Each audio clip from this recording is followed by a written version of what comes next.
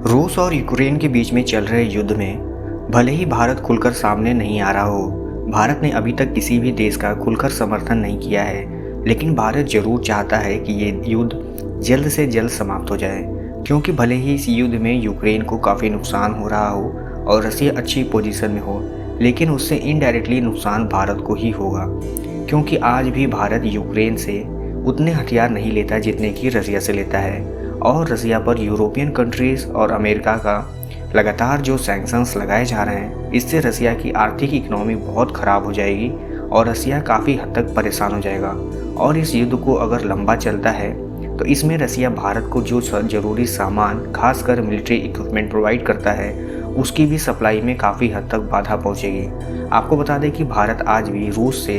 Military हथियार खरीदने के मामले में काफ़ी अच्छा खासा परसेंटेज रखता है, यानी कि भारत के ज़्यादातर हथियार रसिया से ही आते हैं और उनकी जो मेंटेनेंस और स्पेयर पार्ट्स हैं वो भी रसिया ही भारत को प्रोवाइड कराता है। अब आप समझ लीजिए कि रसिया में अगर खुद ही युद्ध चल रहा होगा तो रसिया यूक्रेन समेत दुनिया भर की यूरोपियन कंट्रीज चाहते हैं कि भारत यूक्रेन का यूनाइटेड नेशन जनरल असेंबली में सपोर्ट करे और रसिया के खिलाफ वोटिंग करके यूक्रेन को मदद पहुंचाए। हालांकि यूक्रेन ने कहा भी है कि भारत और सिंगापुर अभी भी यूक्रेन का खुलकर सपोर्ट नहीं कर रहे हैं, जबकि यूक्रेन के अंदर भारत के बहुत सारे छात्र फंसे थे जिनको निकालने के लिए यूक्रेन की सरकार ने काफ़ी हद तक सपोर्ट किया है। लगभग 20,000 स्टूडेंट यूक्रेन में फंसे थे जो कि रूस के फायरिंग के बीच में किसी तरह अपनी जान बचाकर वापस आए हैं। हालांकि इस बात से इनकार नहीं किया जा सकता कि इसके बीच में रसिया का भी काफ़ी हद तक सपोर्ट रहा है, क्योंकि रशियन गवर्नमेंट ने भारतीय स्टूडेंट के साथ बुरा बर्ताव नहीं किया है।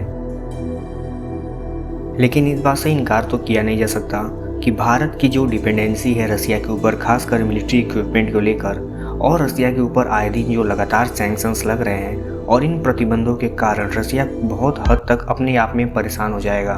और उसके जो काम है, खासकर इंडिया को सप्लाई पहुंचाने वाले, वो बाधित हो जाएंगे। आपको बता दें कि चाहे वो एयरक्राफ्ट हो या न्यूक्लियर सबमरीन, और यहाँ तक कि ब्रह्मोस S-400 जैसी चीज़ें रसिया से ही भारत को प्रोवाइड होती हैं, और अगर इनकी सप्लाई चेन बाधित होती है तो ये भारत के लिए भी एक तरह से आंतरिक रूप से काफ़ी खतरा पहुँचाएगा। क्योंकि हाल ही में रसिया ने भारत को S-400 दिया है, जो कि भारत को चाइना और पाकिस्तान के अगेंस्ट काफ़ी प्रोटेक्शन प्रोवाइड करने वाला है। हालांकि अगर भारत सरकार की बात किया जाए तो मोदी सरकार अभी भी रसिया और यूक्रेन से बात कर रही है, और भारत सरकार चाहती है कि आने वाले समय में इन देशों में शांति हो, ताकि उससे भारत के ऊपर कोई खास प्रभाव न पड़े और विश्व में शांति बनी रहे। क्योंकि भारत की जो आर्थिक इकोनॉमी है